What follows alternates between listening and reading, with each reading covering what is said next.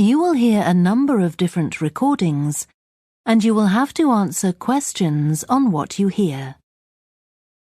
There will be time for you to read the instructions and questions, and you will have a chance to check your work. All the recordings will be played once only.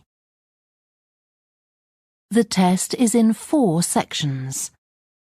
At the end of the test, you will be given 10 minutes to transfer your answers to an answer sheet.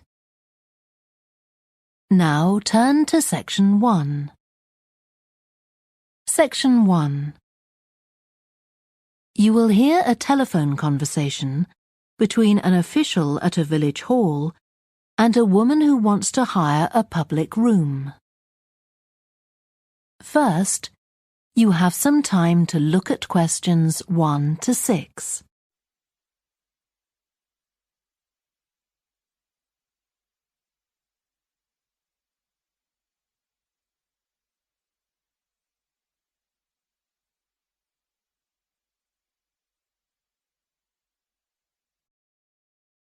Now we shall begin. You should answer the questions as you listen, because you will not hear the recording a second time. Listen carefully and answer questions 1 to 6. Hello? Oh, hello. I wanted to inquire about hiring a room in the village hall for the evening of September the 1st. Let me just see. Yes, we have both rooms available that evening. There's our main hall, that's got seating for 200 people.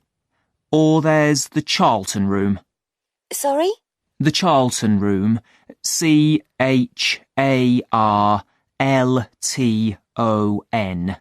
That's got seating for up to 100. Well, we're organising a dinner to raise money for a charity, and we're hoping for at least 150 people. So I think we'll go for the main hall. How much would that cost? Let's see.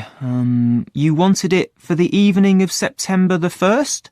Yes, that's a Saturday. So from 6 p.m. to midnight, that'd be £115. That's the weekend price. It's £75 on weekdays. That's all right. And I have to tell you, there's also a deposit of £250, which is returnable, of course, as long as there's no damage. But we do insist that this is paid in cash. We don't take cards for that.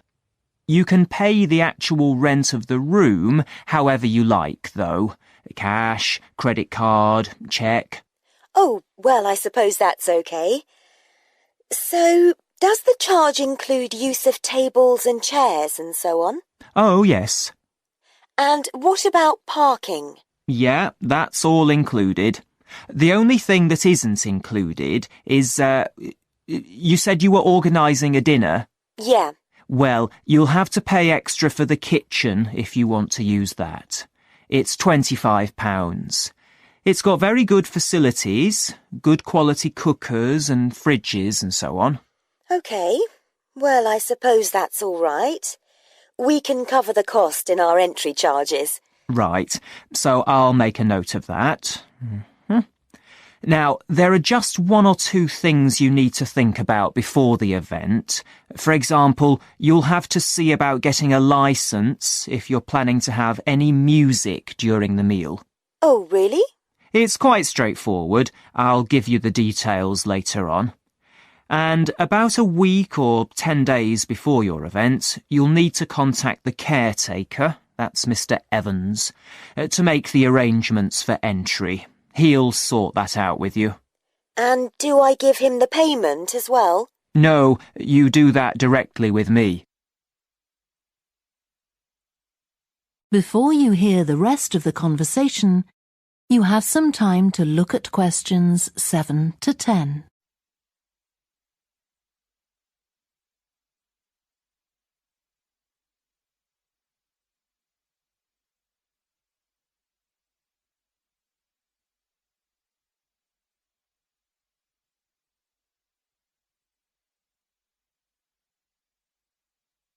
Now listen and answer questions 7 to 10. Right. Now, is there anything I need to know about what happens during the event? Well, as you'll be aware, of course, the building is no smoking throughout. Of course. Now, are you having a band? Yes. Well, they'll have a lot of equipment, so rather than using the front door, they should park their van round the back and use the stage door there. You can open that from inside, but don't forget to lock it at the end. OK. And talking of bands, I'm sure I don't need to tell you this, but you must make sure that no one fiddles about with the black box by the fire door. That's a system that cuts in when the volume reaches a certain level. It's a legal requirement. Sure. Anyway, we want people to be able to talk to one another, so we don't want anything too loud. Oh, that reminds me. We'll be having speeches. Are there any microphones available? Yep, just let the caretaker know. He'll get those for you. Right, now, when the event is over, we do ask that the premises are left in good condition. So there's a locked cupboard, and you'll be informed of the code you need to open that. It's got all the cleaning equipment, brushes and detergent and so on. Right. So what do we need to do after everyone's gone? Sweep the floors, I suppose? Well, actually, they have to be washed, not just swept. Then you'll be provided with black plastic bags, so all the rubbish must be collected up and left outside the door. Of course. We'll make sure everything's left tidy. Oh, and I forgot to ask. I presume we can have decorations in the room? Yes, but you must take them down afterwards. Sure. And the chairs and tables should be stacked up neatly at the back of the room. I'll make sure I've got a few people to help me.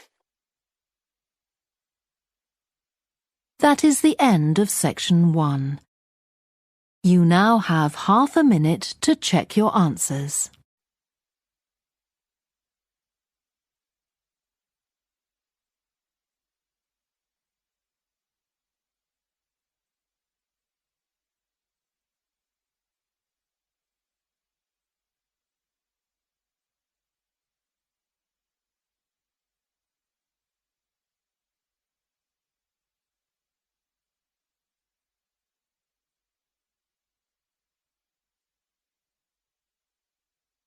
Now turn to section 2.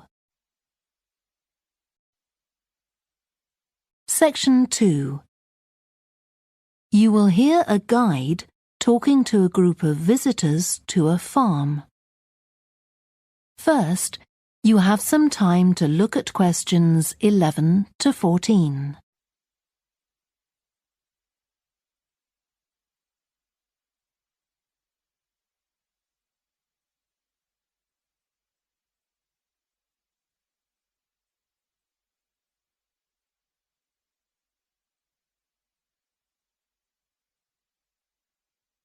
Listen carefully and answer questions 11 to 14.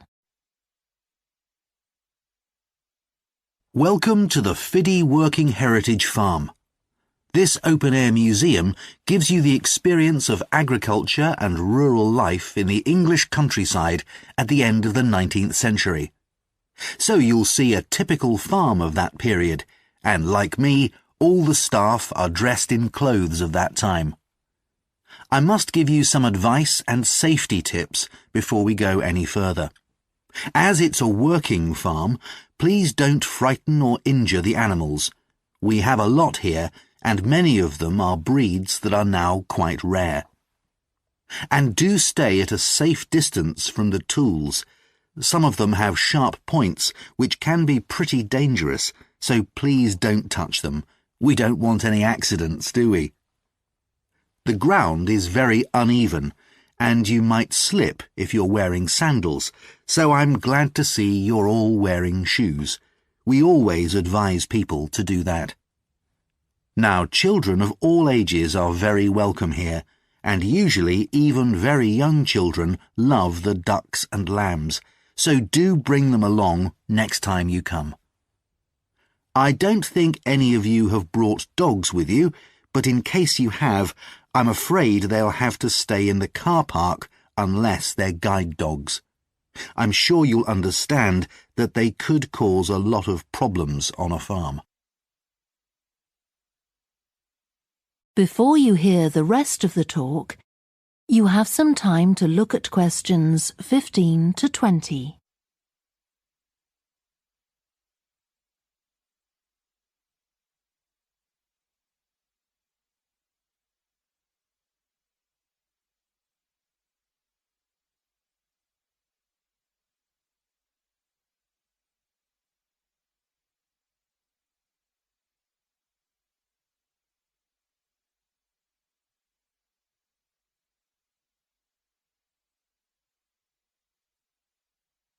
Now listen and answer questions 15 to 20.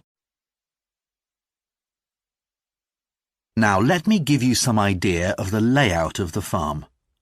The building where you bought your tickets is the new barn immediately to your right, and we're now at the beginning of the main path to the farmland, and of course the car park is on your left. The scarecrow you can see in the car park in the corner beside the main path is a traditional figure for keeping the birds away from crops. But our scarecrow is a permanent sculpture. It's taller than a human being, so you can see it from quite a distance. If you look ahead of you, you'll see a maze.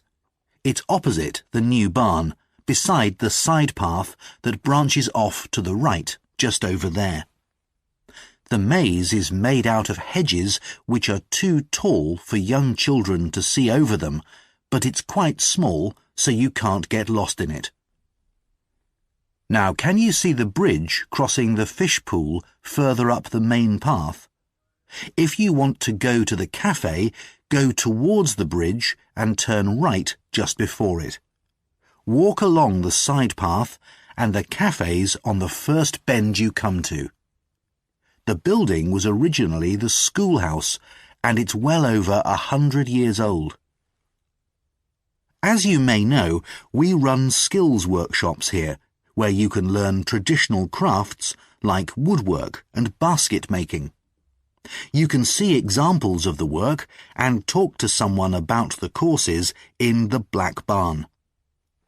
If you take the side path to the right, here, just by the new barn, you'll come to the Black Barn, just where the path first bends.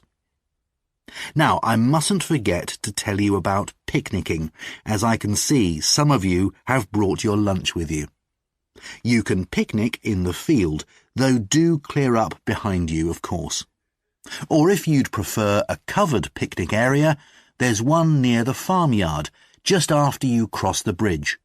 There's a covered picnic spot on the right.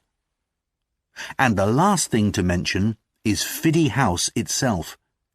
From here you can cross the bridge, then walk along the footpath through the field to the left of the farmyard. That goes to the house, and it'll give you a lovely view of it. It's certainly worth a few photographs, but as it's a private home, I'm afraid you can't go inside. Right, well, if you're all ready, we'll set off on our tour of the farm. That is the end of section 2. You now have half a minute to check your answers.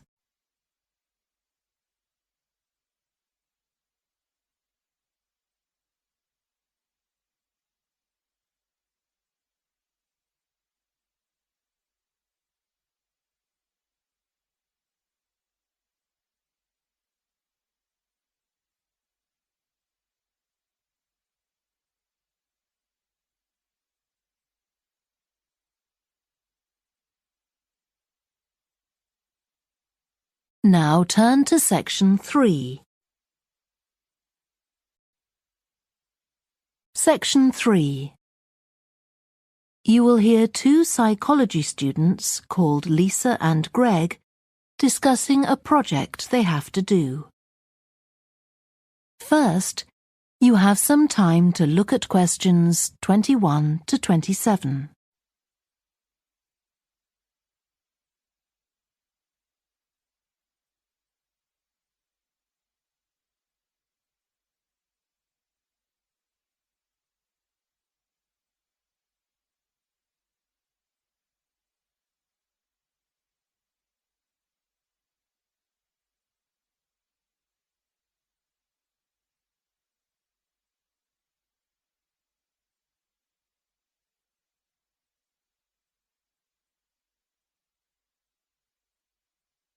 Now listen carefully and answer questions 21 to 27. OK, Greg, so I finally managed to read the article you mentioned, the one about the study on gender in physics. About the study of college students done by Akira Miyake and his team. Yeah, I was interested that the researchers were actually a mix of psychologists and physicists.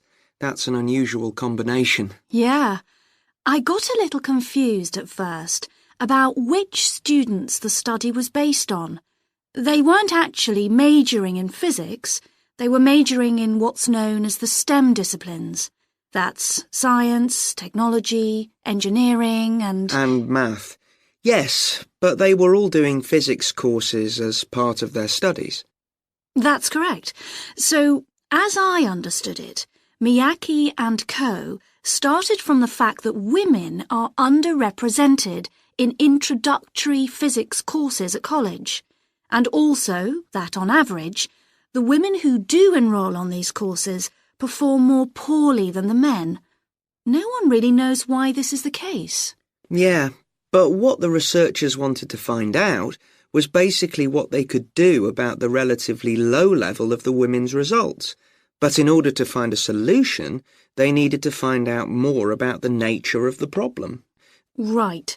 Now, let's see if I can remember.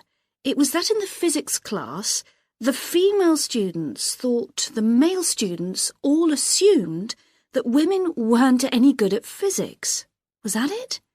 And they thought that the men expected them to get poor results in their tests. That's what the women thought, and that made them nervous, so they did get poor results. But actually, they were wrong. No one was making any assumptions about the female students at all. Anyway, what Miyake's team did was quite simple, getting the students to do some writing before they went into the physics class. What did they call it? Values affirmation. They had to write an essay focusing on things that were significant to them, not particularly to do with the subject they were studying, but more general things like music or people who mattered to them. Right. So the idea of doing the writing is that this gets the students thinking in a positive way. And putting these thoughts into words can relax them and help them overcome the psychological factors that lead to poor performance. Yeah. But what the researchers in the study hadn't expected was that this one activity raised the women's physics grades from the C to the B range. A huge change. Pity it wasn't to an A, but still. No, but it does suggest that the women were seriously underperforming beforehand in comparison with the men. Yes. Mind you, Miyake's article left out a lot of details, like did the students do the writing just once or several times? And had they been told why they were doing the writing? That might have affected the results. You mean if they know the researchers thought it might help them to improve, then they just try to fulfill that expectation? Exactly. Before you hear the rest of the discussion, you have some time to look at questions 28 to 30.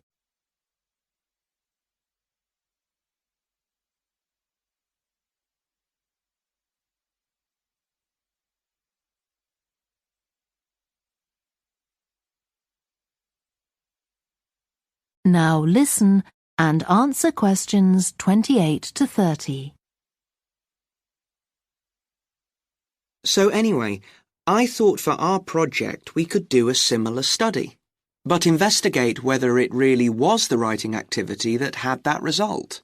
OK, so we could ask them to do a writing task about something completely different, something more factual, like a general knowledge topic. Maybe. Or we could have half the students doing a writing task and half doing something else, like an oral task. Or even half do the same writing task as in the original research and half do a factual writing task. Then we'd see if it really is the topic that made the difference or something else. That's it. Good.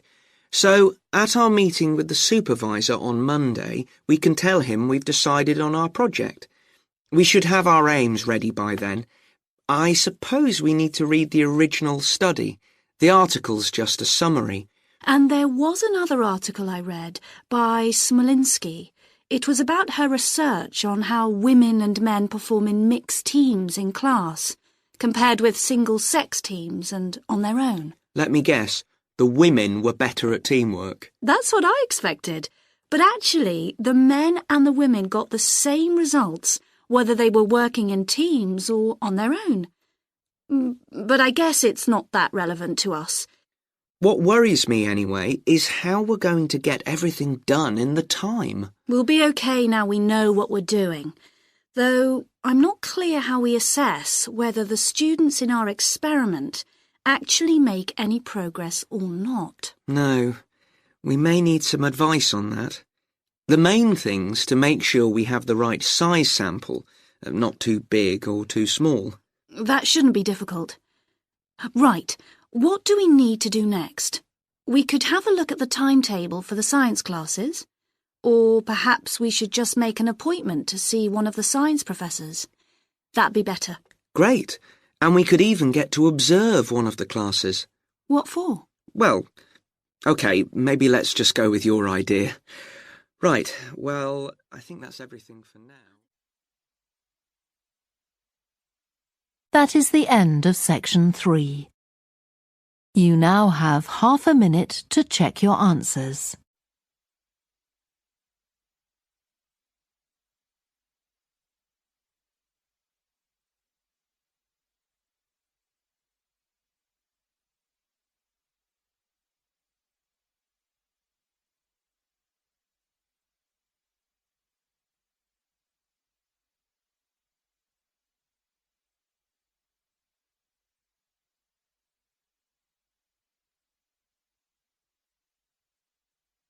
Now turn to section 4.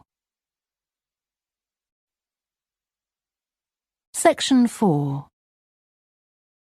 You will hear part of a student presentation about the variety of different species that live in the world's oceans. First, you have some time to look at questions 31 to 40.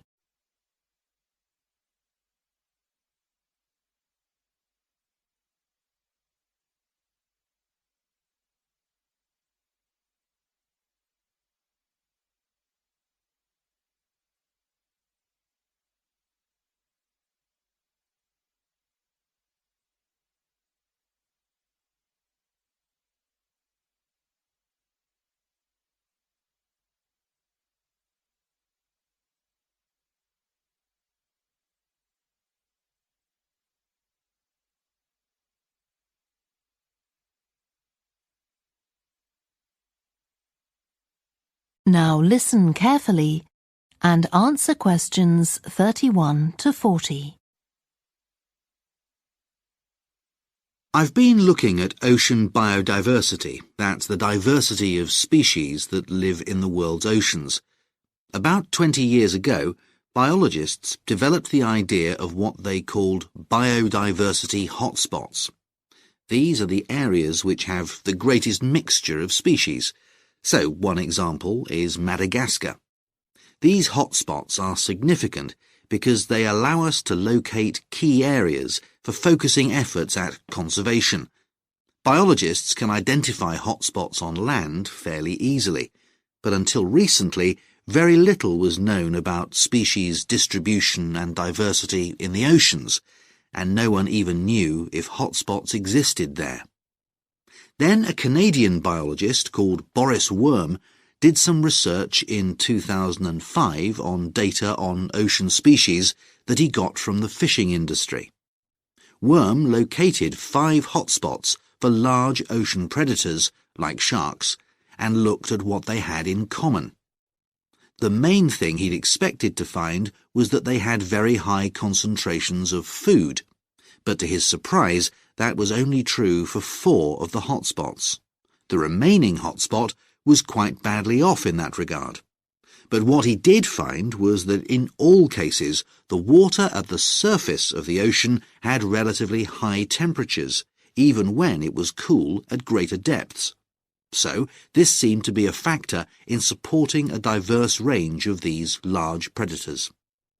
However, this wasn't enough on its own, because he also found that the water needed to have enough oxygen in it.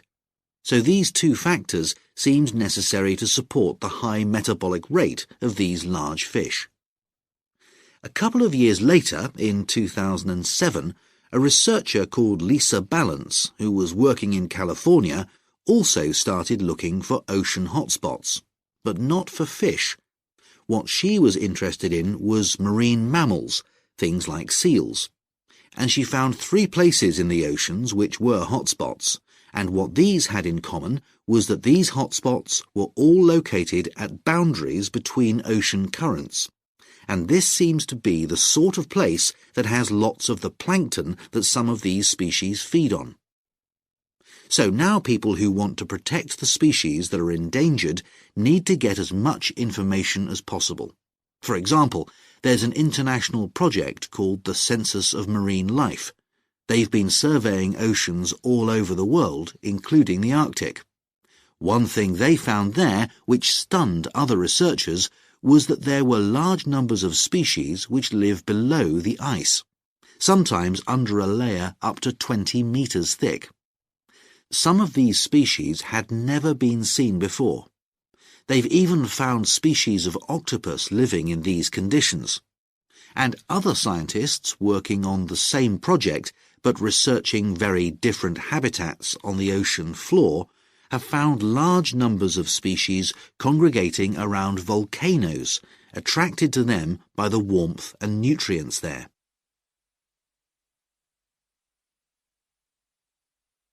However, biologists still don't know how serious the threat to their survival is for each individual species.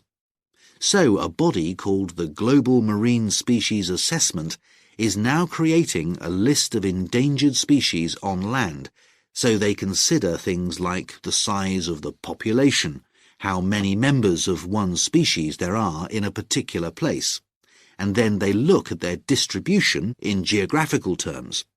Although this is quite difficult when you're looking at fish because they're so mobile. And then thirdly, they calculate the rate at which the decline of the species is happening. So far, only 1,500 species have been assessed, but they want to increase this figure to 20,000. For each one they assess, they use the data they collect on that species to produce a map showing its distribution. Ultimately, they will be able to use these to figure out not only where most species are located, but also where they are most threatened. So, finally, what can be done to retain the diversity of species in the world's oceans?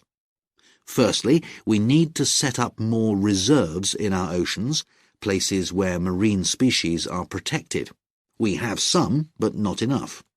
In addition, to preserve species such as leatherback turtles, which live out in the high seas but have their nesting sites on the American coast, we need to create corridors for migration, so they can get from one area to another safely. As well as this, action needs to be taken to lower the levels of fishing quotas to prevent overfishing of endangered species.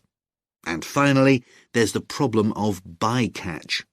This refers to the catching of unwanted fish by fishing boats. They're returned to the sea, but they're often dead or dying. If these commercial fishing boats used equipment which was more selective so that only the fish wanted for consumption were caught, this problem could be overcome. OK, so does anyone have any questions about... That is the end of section 4.